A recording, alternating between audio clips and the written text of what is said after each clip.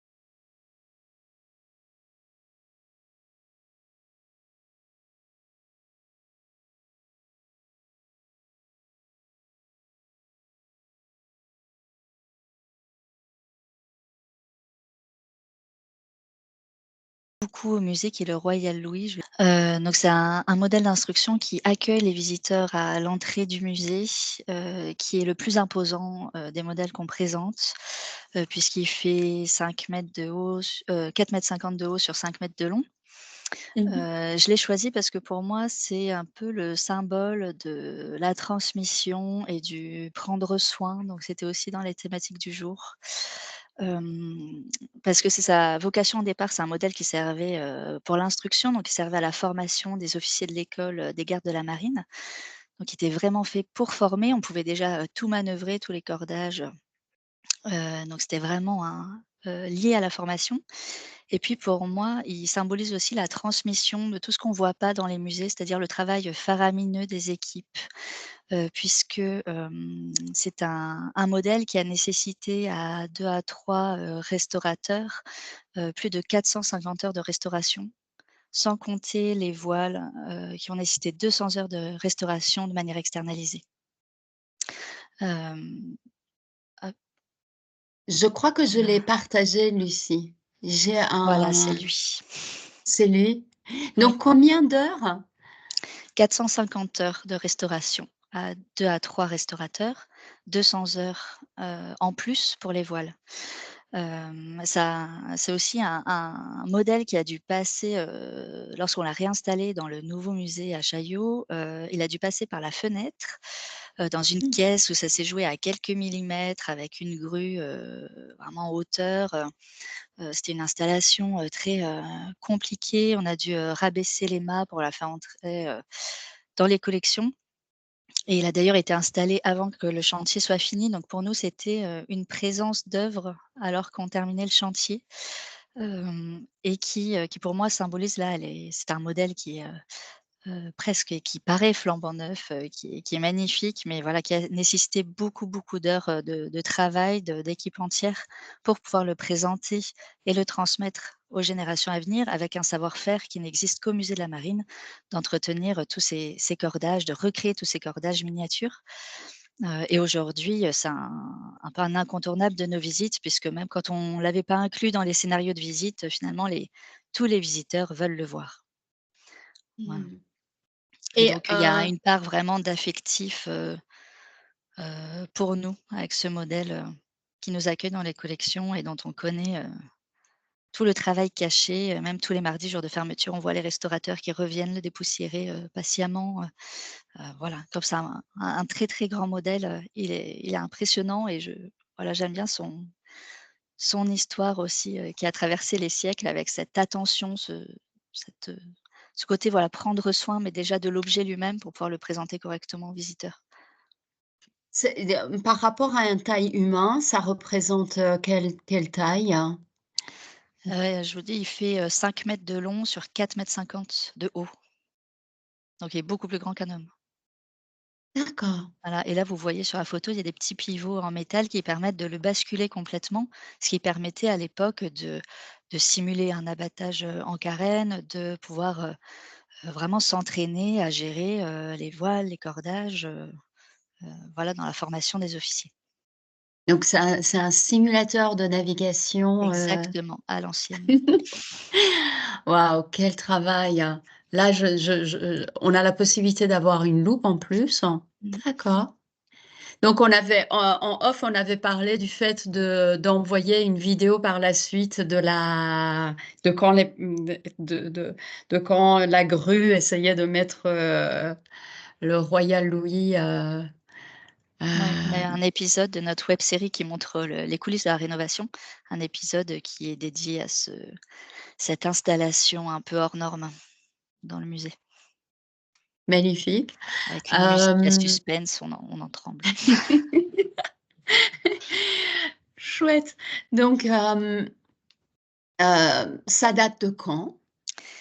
Lui, il a été fait vers 1770, donc deuxième Mmh. moitié du XVIIIe siècle, à Brest. Et les personnes peuvent le toucher? Non, enfin, à l'époque, on pouvait le toucher, le manipuler complètement. Aujourd'hui, on peut plus le toucher. D'accord.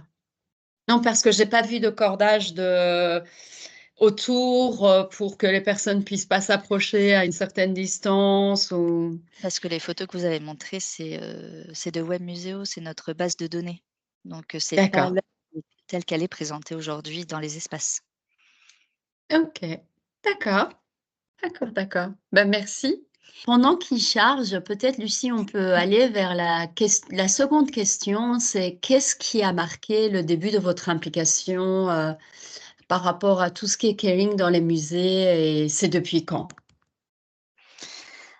Moi, ça remonte un petit peu puisque j'étais, étudiante à l'époque en lettres, et j'étais bénévole dans une association. On accompagnait des personnes en situation de précarité sociale ou en situation de handicap pour des sorties culturelles, et à l'époque, j'hésitais à m'orienter vers les beaux-arts parce que j'aimais beaucoup, dessiner, peindre notamment et en accompagnant ces personnes, j'ai réalisé que ce qui me plaisait le plus, c'était pas d'être artiste moi-même, parce que j'avais pas grand-chose à dire, mais c'était, d'accompagner les personnes, dans les lieux culturels et notamment les personnes qui n'osaient pas y aller.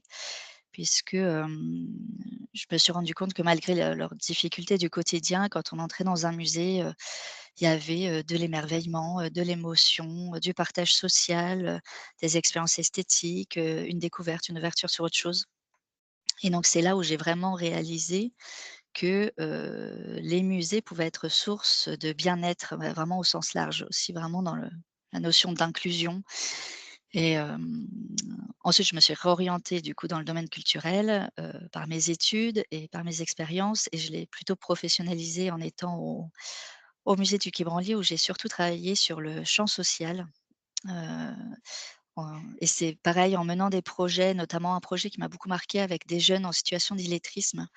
On leur a fait travailler, choisir l'œuvre de leur choix, travailler un conte, donc on a, joué sur, l'observation, l'imagination, les émotions. Ensuite, ils ont écrit leur conte, ils ont appris à le déclamer et on a vu vraiment, des jeunes, complètement s'ouvrir, s'épanouir. Il y en a un qui a dit une phrase qui m'a vraiment, marquée, qui m'a dit à la fin du projet: «Avant, quand je parlais aux gens, je baissais la tête et maintenant j'ai appris à les regarder dans les yeux». Waouh! Et je me suis dit: «Bon, on a eu que, entre guillemets, 6 jeunes, mais quand on entend ça, on sait pourquoi on se lève le matin». Et donc c'est, pour moi la notion de care, de soin, de bien-être, elle s'est vraiment, par rapport à mon expérience personnelle, vraiment, appuyée sur la question, de l'inclusion. Un musée qui prend soin, c'est aussi un musée qui peut révéler les personnes. Voilà et donc c'est vraiment, ce qui m'a motivée dans cette direction-là.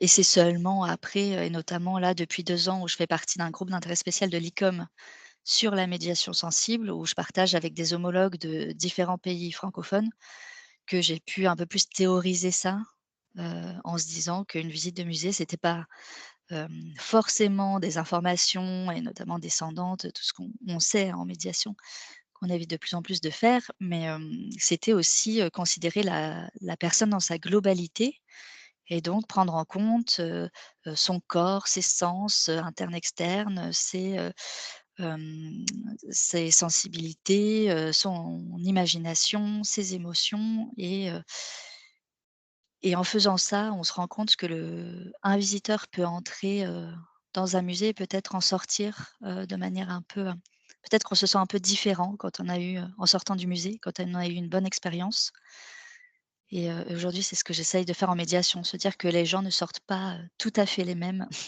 après leur visite au musée. Mmh mh. Oui, je comprends. C'est très intéressant cette idée qui rentre et qui sortent par la suite, pas de la dans la même, situation, dans le même état d'esprit. Hem et je pense qu'à travers cette idée de caring, on peut être amené très souvent à penser au fait que les gens doivent avoir des expériences, être en contact avec des choses positives et hem et j'ai une Même idée un peu différente. Je pense que même négatif, ça peut toucher à partir du moment où ça vous travaille. Qu'est-ce que vous en pensez? oui. Ah oui, oui, complètement.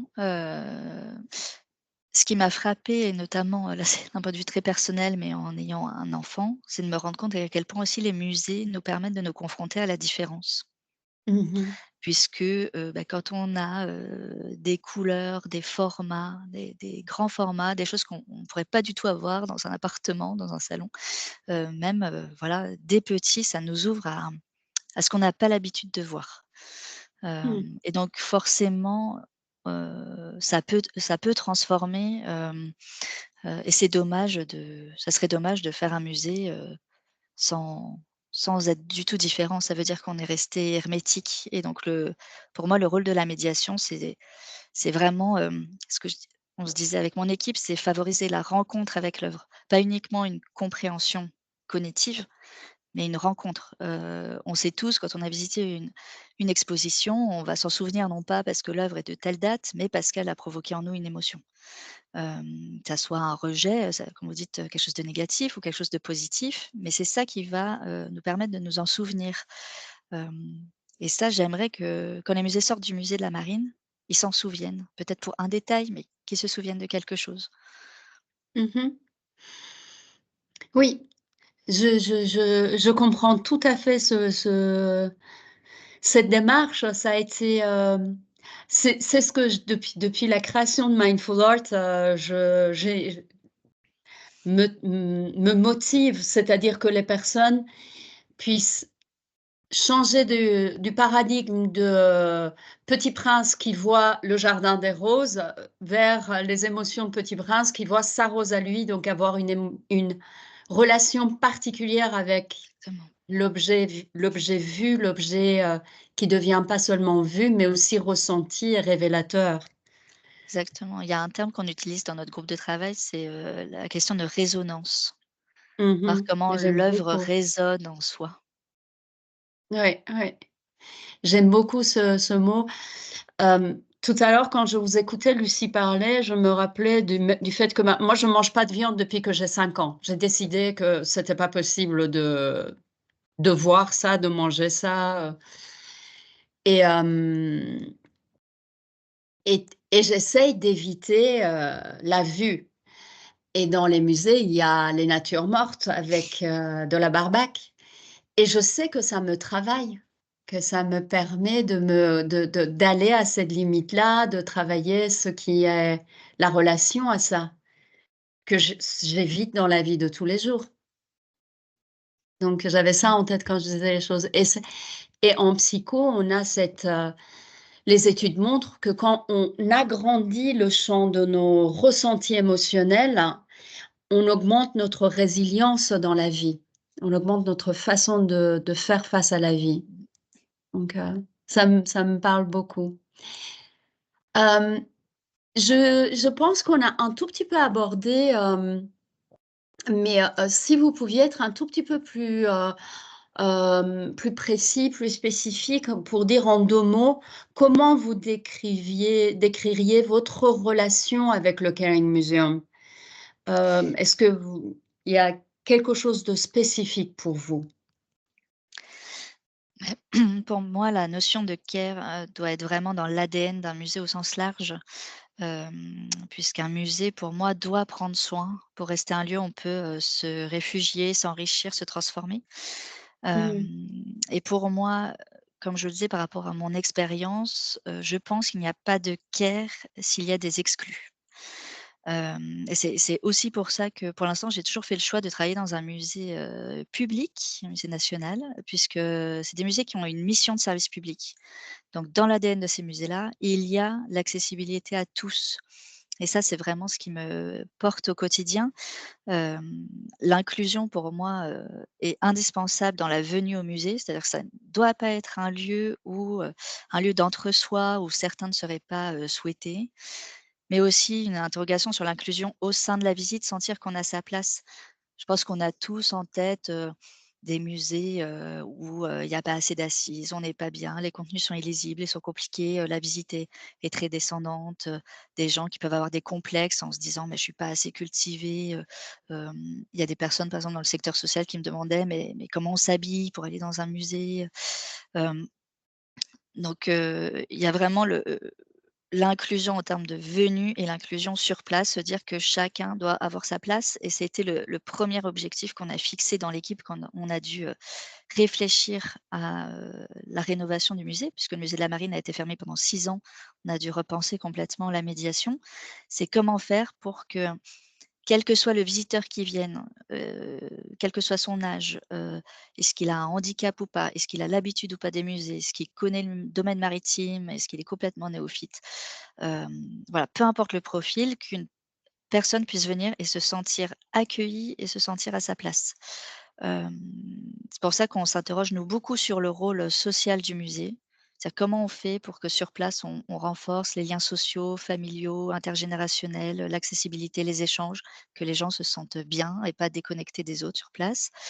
comment on facilite, je vous l'ai dit aussi, la rencontre avec l'œuvre pour qu'il y ait quelque chose de personnel aussi qui se joue.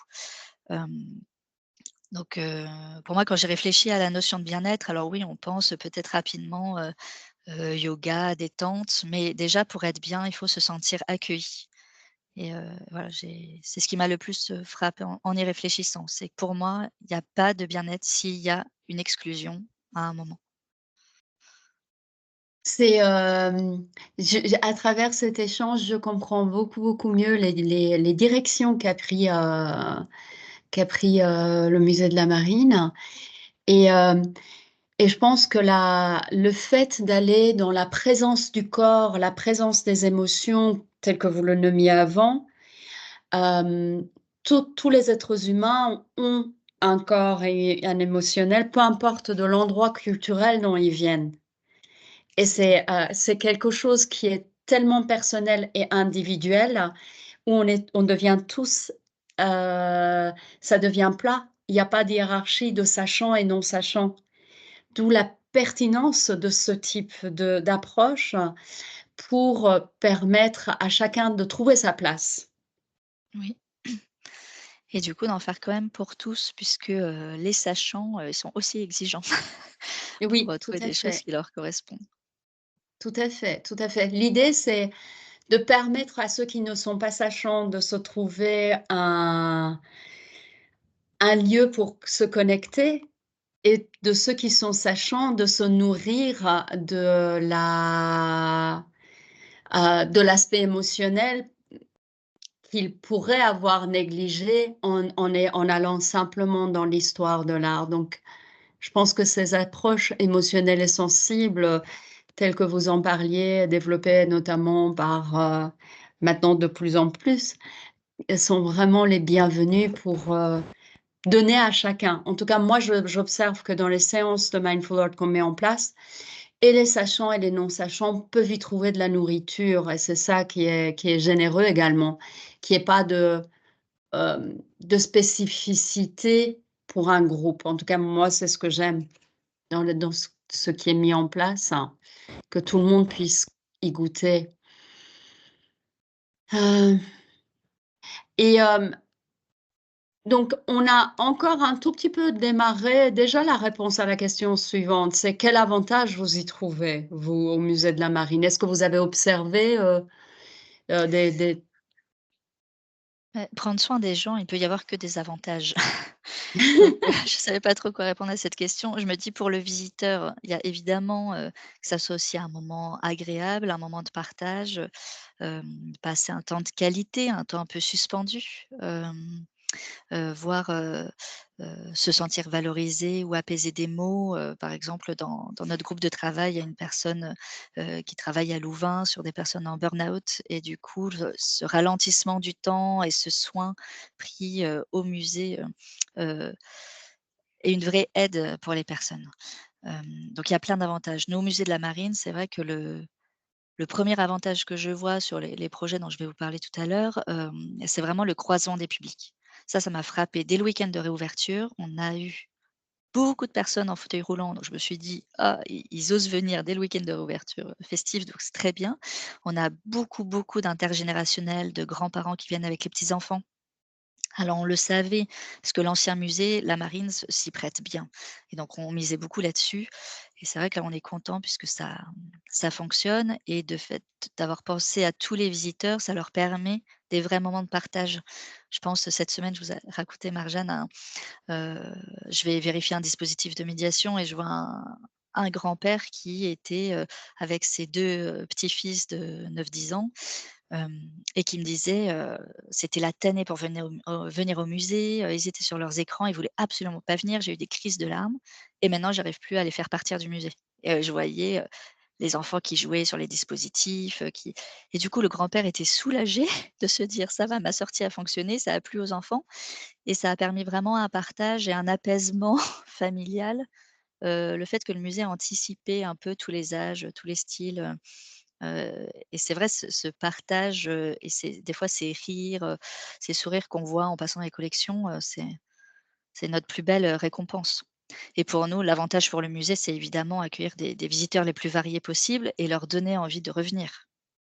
ou donner, faire un déclic pour les enfants pour se dire: «En fait, les musées, c'est pas barbant, c'est bien d'y aller». Donc que ça soit chez nous ou chez tous les autres, je me dis si on donne envie d'aller au musée aux jeunes générations, voilà, c'est déjà gagné. Donc prendre soin, ça peut entraîner tous ces avantages-là. Effectivement, effectivement. Hem, Quand vous dites que vous avez mis en place, les, des dispositifs, qui aident au fait que les publics puissent se mélanger, et qu'il y en ait pour tous les goûts. Justement, est-ce que vous pouvez nous en dire un tout petit peu plus sur les projets que vous avez Oui. déjà mis en place?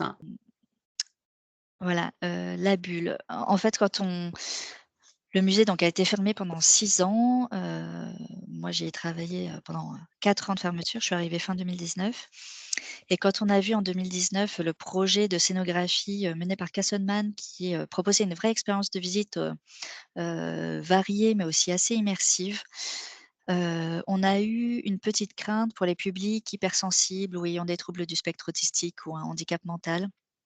Et comme je vous disais, on voulait vraiment que tout le monde se sente bien au musée.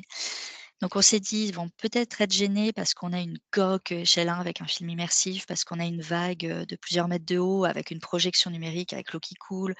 On s'est dit: «Peut-être que ça va les stresser, ils vont pas se sentir bien». Donc on a pensé à 2 axes. Le premier, c'est de faire un espace de repli et d'apaisement au sein du parcours, puisqu'on avait eu des échos de familles avec des enfants ayant des troubles du spectre autistique qui n'osaient pas venir dans les lieux culturels en se disant: «Si mon enfant se sent pas bien, fait une crise, généralement, on ne sait pas où se mettre».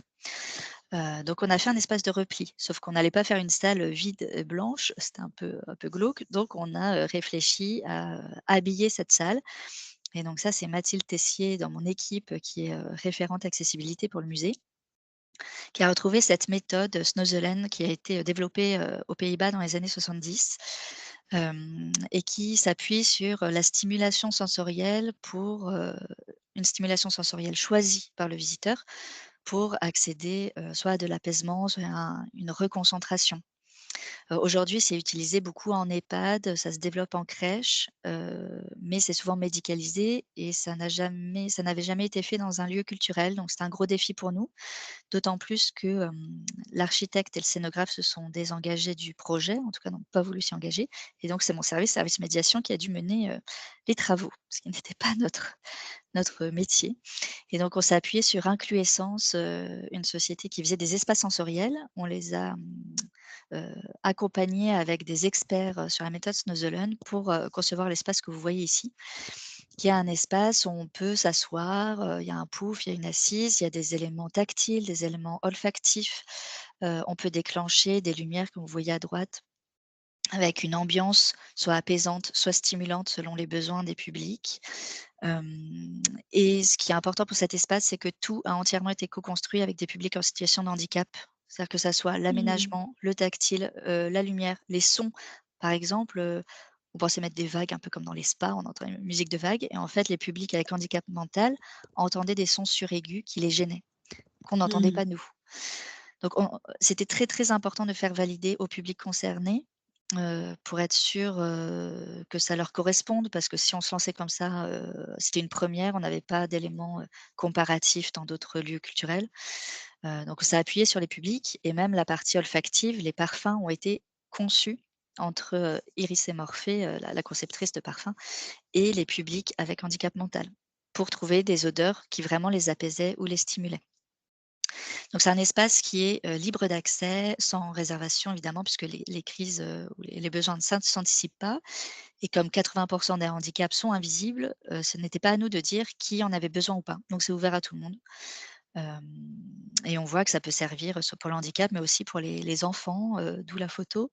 Des enfants petits, qui font des colères, des bébés qui hurlent, ça les apaise en fait très bien. Donc c'est des scénarios de 15 minutes à peu près lumineux, et sonores, mais voilà, au bout de 5 minutes, on voit que les gens sont apaisés. Donc c'est vraiment un espace de repli au sein du parcours, quand on a fait à peu près la moitié du parcours, voilà, qui s'appelle la bulle. Donc ça, Et c'est le les 2 premier. photos, c'est la même chose aussi, Lucie? Oui, La D'accord, 1re photo, c'est l'espace non allumé.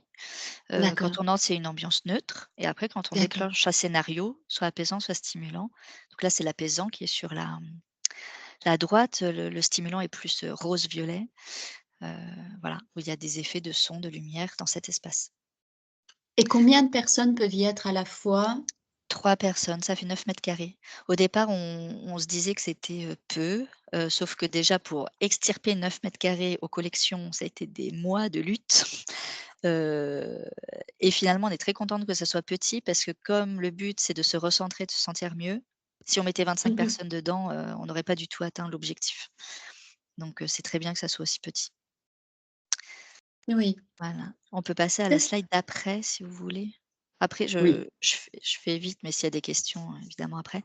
Et le deuxième donc je vous ai dit, face à la crainte de ce côté immersif, on a anticipé en créant la bulle et on a anticipé en créant des créneaux de scénographie adoucie. C'est-à-dire aujourd'hui, ça se fait Mmh. dans les centres commerciaux où il y a des heures calmes.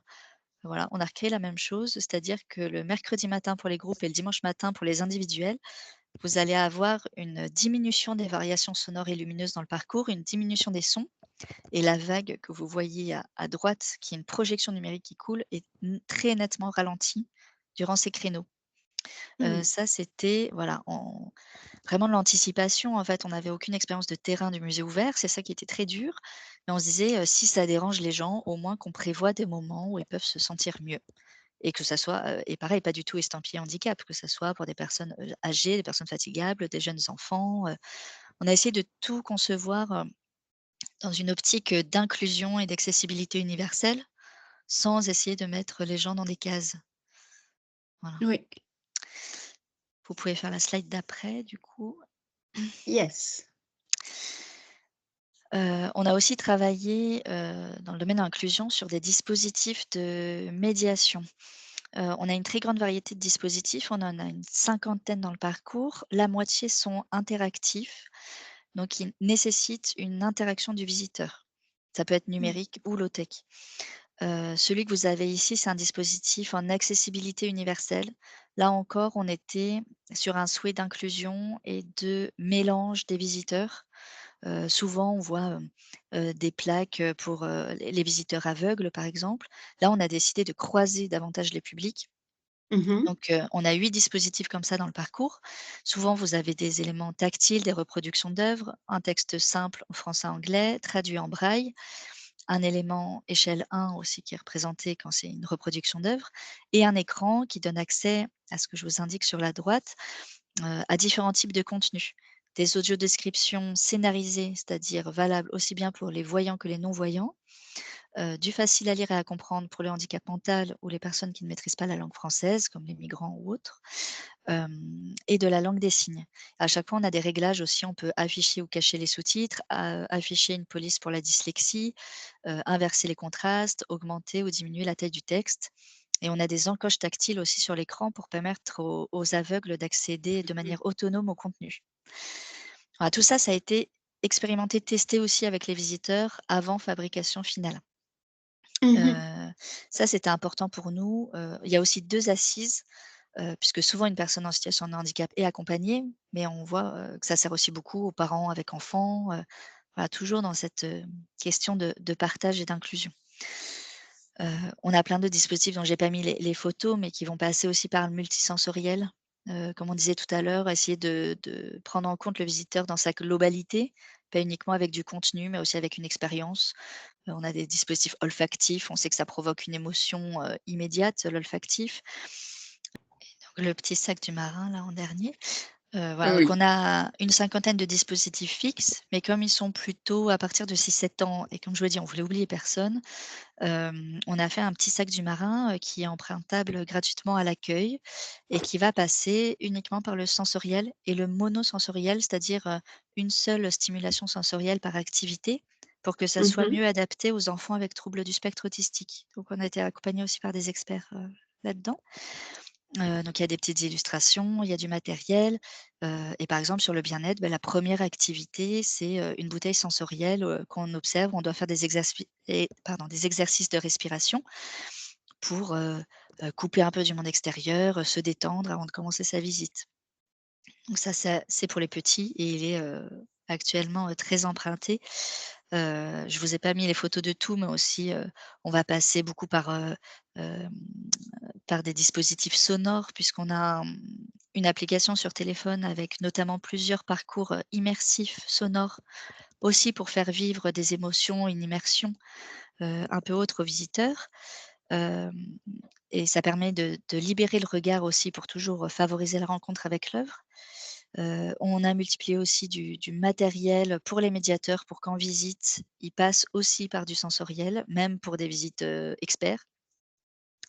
Et on propose une grande variété d'activités pour que chacun y trouve son compte, du bébé, au senior, en passant par, tous les niveaux scolaires, les jeunes adultes, les adolescents. Voilà, on a une offre assez foisonnante, peut-être trop, c'est un peu le risque aussi de la lisibilité de l'offre, mais normalement, tout le monde peut trouver ce qui lui convient au musée. Donc voilà les projets pour l'instant, mis en place. Est-ce que vous avez un retour du fait que combien de personnes reviennent au musée? Je vous pose cette question, c'est, simplement parce que j'ai l'impression qu'il y a une telle offre que, si moi j'habitais pas loin, je pourrais venir peut-être, heu, une fois par mois avec si j'avais des enfants parce que, une fois j'allais découvrir l'un, une fois l'autre. Est-ce que vous avez des chiffres sur la redondance des visites Heu, ou alors la pas récurrence? pour l'instant, c'est vrai, pour rebondir sur ce que vous dites, c'est en fait, c'était la demande du département marketing quand on est parti sur notre page blanche. Mmh. Heu, on m'a dit: «Fais, 3 offres par tranche d'âge pour encourager une fidélisation rapide». Ce qui pour nous était, voilà, un sacré, défi. Mais c'était bien le but, c'est que les personnes puissent venir plusieurs fois dans la même année et faire des choses différentes. Aujourd'hui, on n'a pas encore de retour parce qu'il y a une grande étude de public qui est menée sur plusieurs mois. On a rouvert vraiment Mmh. très récemment, hein, mi-novembre. Donc on attend les résultats de cette première, enquête de public pour voir justement les profils. Est-ce que les gens sont déjà venus, reviennent? Quelle est leur perception aussi du nouveau musée puisqu'il est complètement différent de l'ancien? On attend ces résultats-là. On attend aussi les résultats d'analyse du livre d'or, toujours par le département marketing pour avoir un peu les retours. Donc nous, pour l'instant, on a surtout des retours de terrain et des retours Mmh. mail. Voilà. D'accord Donc, et sur les ça tombe super bien, c'est vraiment la question suivante. Quels sont les retours, des visiteurs? Quel retour des visiteurs? Alors sur les différents projets sur la bulle, Mmh. heu, pour l'instant, c'était un peu un défi parce que du coup, tout le monde y va. Le le Le petit problème qu'on a, c'est que c'est très instagrammable. Donc il y en a qui trouvent ça très beau, donc vous prendre en photo pour se mettre sur les réseaux sociaux. Mais comme je vous dis, on ne peut pas juger de qui on a besoin ou pas, donc je tiens absolument à ce que ça reste en libre accès. Ce que j'ai vu, c'est que c'est très efficace. Il y a par exemple pour le week-end de réouverture, il y avait un monsieur qui est, polyhandicapé, en fauteuil roulant électrique, qui a fait une crise d'angoisse parce qu'on a eu beaucoup, beaucoup de monde, les 3 premiers jours d'ouverture. Et on l'a accompagné dans cet espace et il s'est complètement calmé en 5 minutes et on l'a entendu crier de l'extérieur: «Ah mais c'est trop bien!» Donc il y a eu vraiment un apaisement, assez rapide. On l'a vu aussi avec des enfants petits, avec des bébés, il y a une espèce de fascination pour ces lumières donc ça arrête les pleurs assez systématiquement. Mathilde dans mon équipe me disait qu'elle avait l'impression d'avoir un pouvoir magique en mettant les gens dans cet espace. Après, on n'a pas les retours de tout le monde. On a eu un retour aussi d'une famille qui avait un enfant autiste, qui a fait un mail ensuite au musée pour remercier, parce qu'elle était orientée par les agents d'accueil sur cet espace-là et que ça avait beaucoup aidé à apaiser l'enfant. Donc je pense que ça fonctionne. Mmh. Sur la scénographie adoucie, on n'a aucun retour, parce que je suis même pas sûre que les gens se rendent compte que c'est plus doux que d'habitude. En fait, c'est juste ils sont pas gênés du coup, voilà, il y a pas forcément de retour ni positif ni négatif, on va renforcer aussi un peu la communication là-dessus. Heu, Après on a des retours, très positifs, notamment des grands-parents, comme je vous le disais tout à l'heure, assez régulièrement, qui sont étonnés de voir qu'il y a aussi beaucoup de choses pour les enfants, pour les adolescents. On a des sortes de jeux vidéo, un simulateur rafale, enfin donc ça plaît aussi aux jeunes et du coup les grands-parents sont heureux de voir que la sortie est réussie en famille. Donc ça, on a des bons retours. Des bons Et des retours aussi sur le projets. sac du marin. Le Après, sac du marin, ça mmh, donne aussi envie aux grands de l'essayer, hein. Je l'ai oui, déjà vu 2 en fait, c'est que fois. pour l'instant, on en a que 10 exemplaires, donc on a aussi limité pour ça, mais évidemment, Mmh. c'est à faire en fratrie, donc souvent quand les familles ont un enfant dans la tranche d'âge, ils le prennent, mais tout le monde joue, avec et joue ensemble. Puisque d'ailleurs, on a fait le choix au musée d'avoir que des visites, en famille et pas des visites pour enfants seuls, pour Mmh. être justement toujours dans cette question d'intergénérationnel et de partage.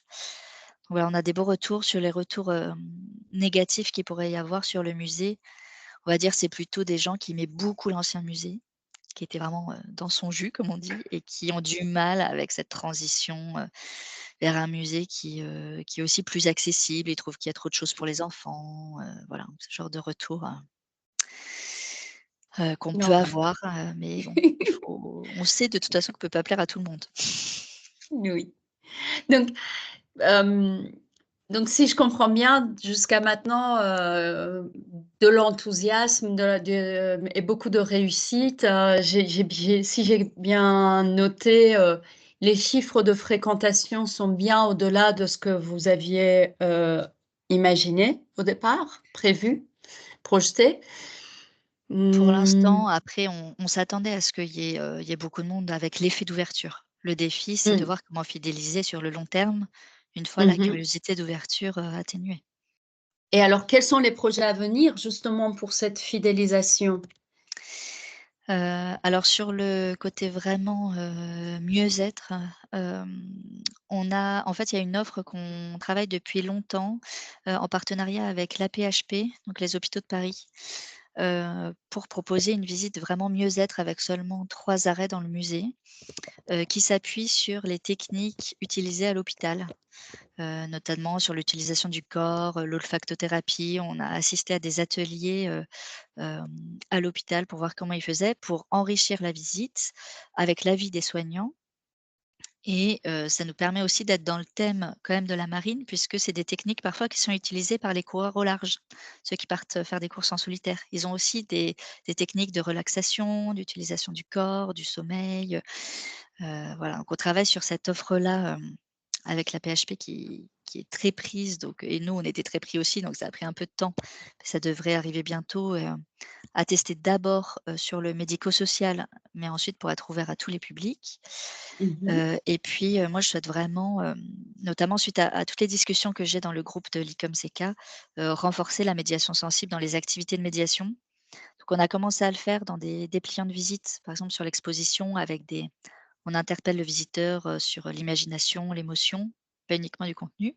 J'aimerais qu'on le développe un peu plus et puis, avec une ouverture de musée, on avait beaucoup d'attentes, d'un point de vue, contenu, compréhension du nouveau musée et j'attends que cette phase-là soit un peu passée pour développer davantage d'offres, proposant un vrai ralentissement, en voyant moins d'œuvres, en étant beaucoup plus dans la délectation. Donc on teste plein de choses en équipe, que ça soit les visites hypnotiques, le yoga, la slow visite, voilà pour, enrichir notre réflexion et pouvoir avancer là-dessus, ensuite. D'accord. Voilà. Oh! Que de beaux projets, à suivre alors. Donc, pour, la suite, il nous reste une dizaine de minutes et encore merci Lucie d'avoir répondu à toutes ces questions, heu et je voudrais savoir s'il y a les personnes qui ont des questions à poser, pour profiter de votre expérience.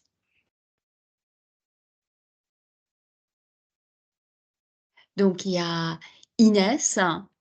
Bonjour Inès et après il y a Aube aussi j'ai vu et après je ne la vois plus. Ah donc Inès, votre micro est coupé. Ouais, j'ai activé le micro. Bonjour. Bonjour. Je voulais vous remercier. Alors moi, en gros, je vais faire mon mémoire sur justement tout ce qui est care dans les musées. Et je voulais savoir si l'initiative, du coup, elle venait que de la partie médiation au musée de la Marine ou si c'était aussi une volonté à l'échelle plus globale, en fait, dans le musée.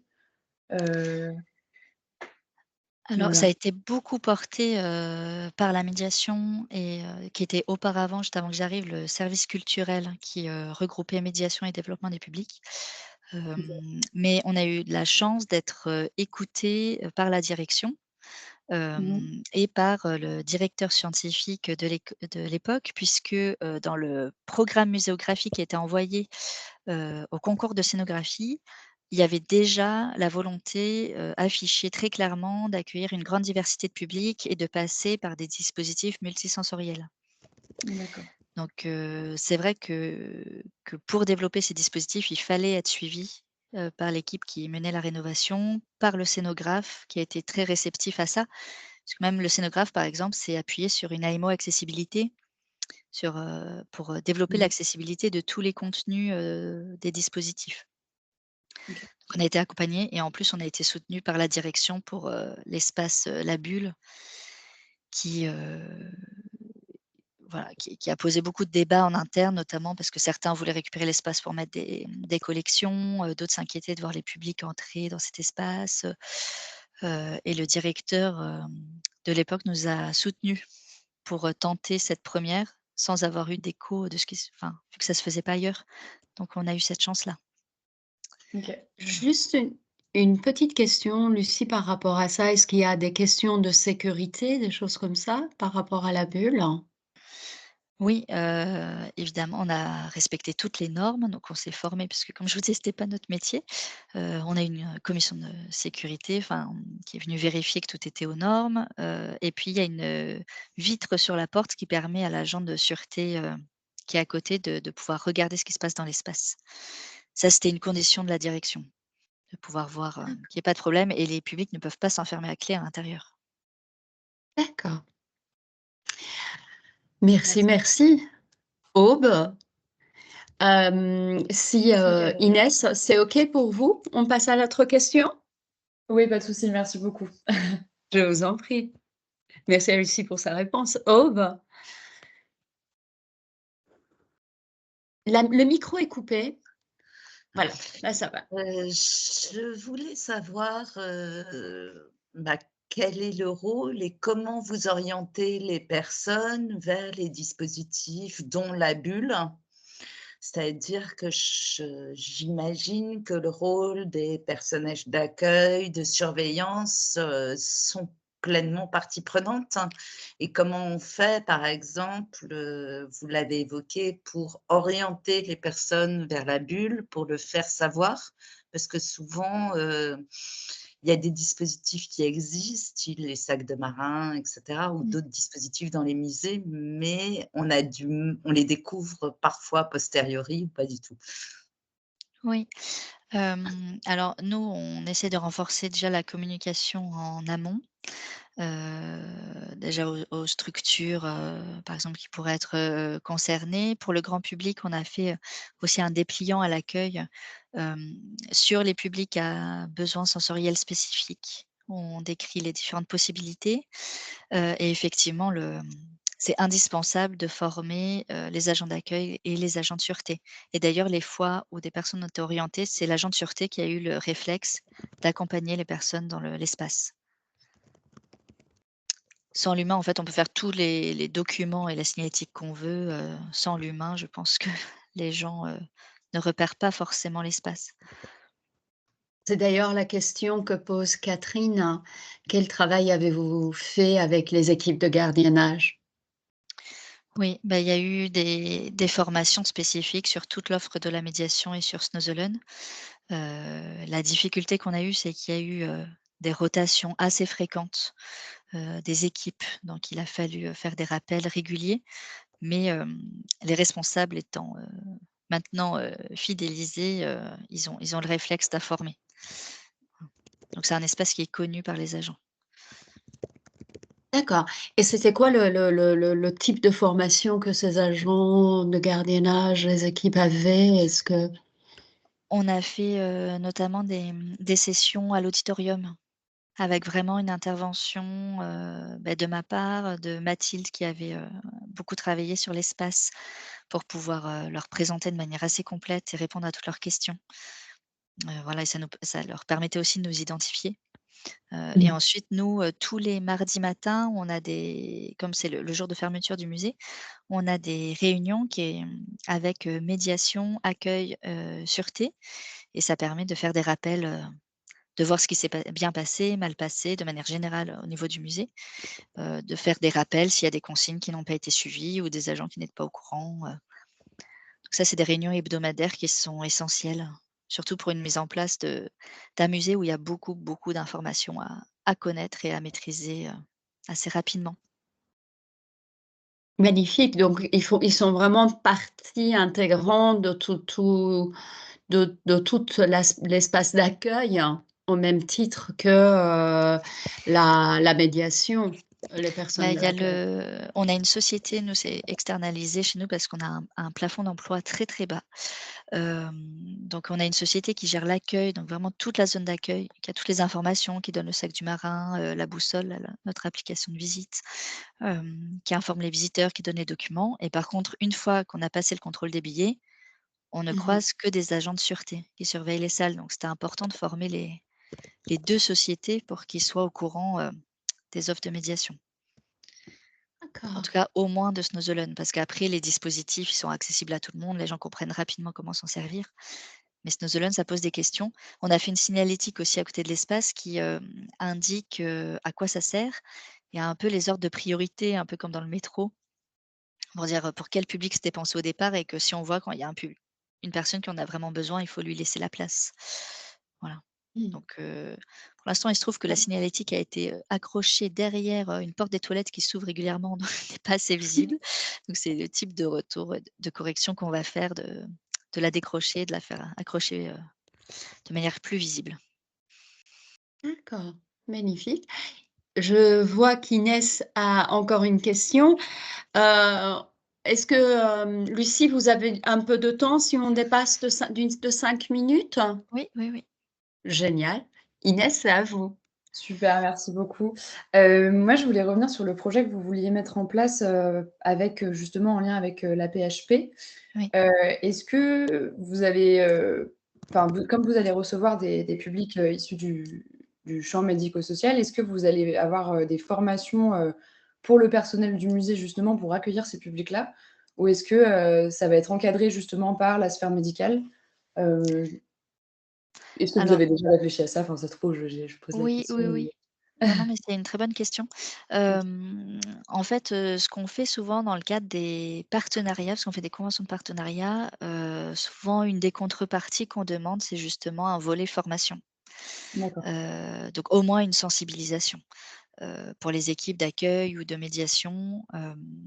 Après, là, notre convention, même si on travaille avec eux depuis 2 ans, la convention n'est toujours pas, signée pour de multiples raisons.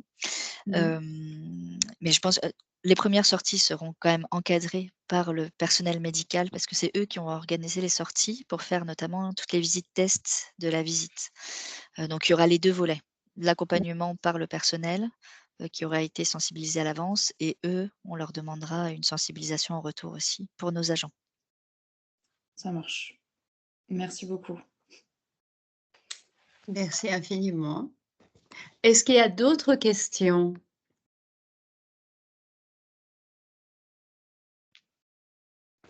Oui, Oui. Manuela? Manuela, je Bonjour. vous écoute. Bonjour. C'est quel service qui est concerné à la PHP? C'est un hôpital, c'est un service de gériatrie. D'accord, parce que C'est, moi je suis Charles Foix.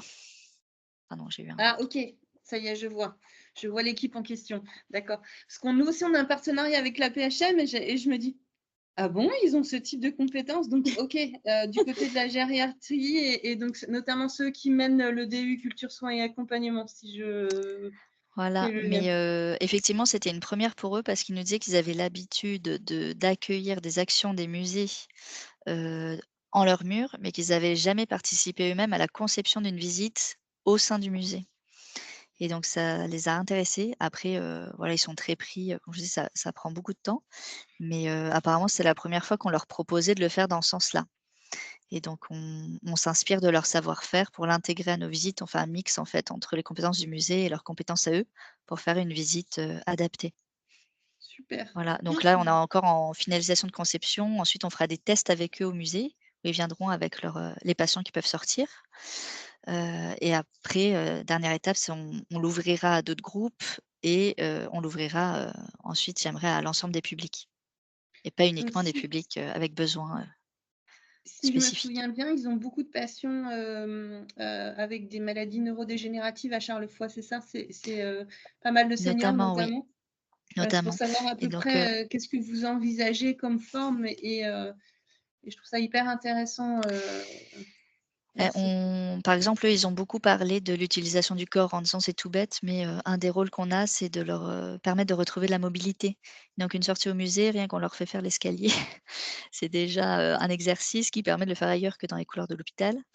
Et on a assisté à des ateliers sur des savoir-faire, peu qui développent et notamment l'olfactothérapie qui était, très, très émouvante puisqu'il y avait des personnes malades d'Alzheimer, qui parlaient pas du tout, vraiment très prostrées et en fait et on leur a fait sentir une odeur de rose et d'un coup leur regard s'est éveillé et ils se sont dit: «Mais c'était le parfum de ma maman» ou alors ça me Mmh. rappelle un bouquet de fleurs que j'ai offert. Alors nous, avec Mathilde, on pleurait dans notre coin. C'était extrêmement émouvant et en fait, ils nous ont expliqué que les odeurs, c'était, enfin que l'odorat, c'était le sens qui allait le plus rapidement au cerveau et donc ça, pour les malades d'Alzheimer, ça réveille tout de suite un souvenir. Voilà, donc en fait, grâce à leur expérience, ça a enrichi aussi notre approche de médiation, pour l'ensemble des publics de découvrir ça ou de le conscientiser un peu plus, on va dire. Génial, Sam. C'est extra de voir comment est-ce que, depuis tout à l'heure, Lucie vous parlait d'inclusivité et de besoin d'intégrer les autres personnes. Et à la fois par rapport à la simplification des signalisations, du signalétique, à la fois par rapport à ce projet-là, c'est aussi leur différence qui nous permet de rendre plus intelligent ce qu'on fait. Donc ça va pas Toujours. dans un sens. Et c'est très touchant, c'est-à-dire c'est pas, ils sont pas en état de nous leur apportant, eux également nous apportent énormément. Ah toujours, à partir du moment où on travaille, mais ça je pense que tout le monde le sait, hein, si, à partir du moment où on travaille sur, l'accessibilité, notamment l'accessibilité universelle ou qu'on s'appuie sur des spécificités pour certains publics, ça enrichit considérablement l'offre pour les autres. Ça ouvre complètement les perspectives. À partir du moment où on sait s'adresser à quelqu'un qui n'a pas l'habitude d'aller dans les musées, qui a plein de barrières à faire tomber, ça enrichit notre savoir-faire, voilà, pour l'ensemble des publics, très nettement. Ça, je pense que maintenant c'est acquis, par l'ensemble des services médiation, mais c'est vrai que c'est un point très important. Par rapport à ça, j'ai une toute dernière question. Si personne d'autre n'a de questions, je voudrais bien vous la poser. Une fois, 2 fois, alors j'y vais. Comment vous faites comment vous prenez quand les personnes se sentent illégitimes? Comment vous les amenez à être à l'aise? C'est une vaste question, il y a plein de d'axes possibles. Mmh. Hem, déjà, je pense que la base, c'est de pas prendre d'air condescendant, Mmh mh. d'être dans un accueil, un plein accueil et un plein dialogue. En fait, à partir du moment où la personne se sent accueillie comme elle est, sans jugement, qu'on lui laisse la parole et qu'on considère sa parole, déjà ça fait tomber des barrières. C'est vrai que j'ai beaucoup travaillé du coup au Quai Branly, on avait des associations qui venaient avec des publics nouvellement arrivés en France, qui maîtrisaient mal le français, qui se sentaient complètement illégitimes, au musée et à partir du moment où on montrait qu'on s'intéressait à eux, qu'on passait par le sensoriel pour se faire comprendre autrement, qu'on prenait du temps avec eux, qu'on valorisait leurs paroles s'ils avaient quelque chose à dire sur des objets qu'ils connaissaient, heu, d'un coup, ils sentaient qu'ils avaient leur place et donc ça, Mmh. c'est un point très important dans la formation des médiateurs terrain, cet accueil inconditionnel, sans jugement, et sans côté condescendant parce que c'est pareil pour le handicap, on a tendance à beaucoup infantiliser les gens. Il y a un réflexe, par exemple, banal qu'on voit tout le temps, quelqu'un en fauteuil roulant, il y en a plein qui vont lui parler très fort, comme s'il entendait mal. Donc et c'est Oui. ou voilà, donc ça, on va former aussi les agents d'accueil, les médiateurs ou quelqu'un qui ne répond pas. On se dit, il y en a qui vont s'énerver en disant: il me respecte pas, il se retourne même pas quand je lui parle», mais peut-être qu'il est sourd. Voilà. Donc il y a cette considération-là, d'une diversité de profils, je pense qui est très importante à rappeler en formation. De ne pas Donc en s'arrêter sur le fait, beaucoup préjugé. de bienveillance. Oui. Ah ben, à partir du moment où il y a beaucoup de bienveillance, même si la Mmh. personne, le médiateur, il peut avoir des maladresses, elle va être pardonnée. Mmh mh. Parce que Bien ça nous sûr. arrive à tous d'être maladroits. Parce qu'on a tous dit à un aveugle: «Vous voyez?»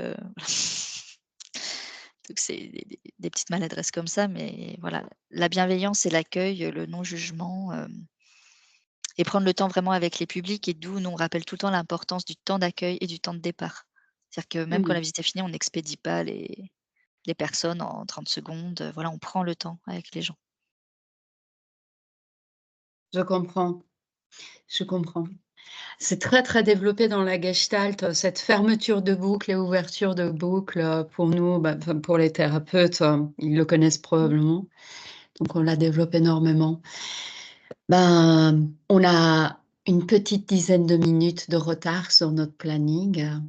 Encore merci à vous Lucie et merci à chacun, chacune d'avoir été là. C'est un moment très ressourçant pour moi également, très stressant aussi pour nous 2. Est-ce qu'on arrivera à tout partager? J'espère que vous avez apprécié chacun et chacune et Et merci beaucoup encore pour votre invitation.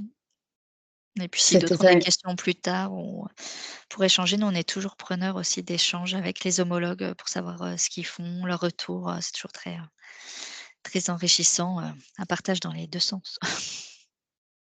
un tout grand merci. On va faire, un article avec tous les éléments que vous nous avez partagés,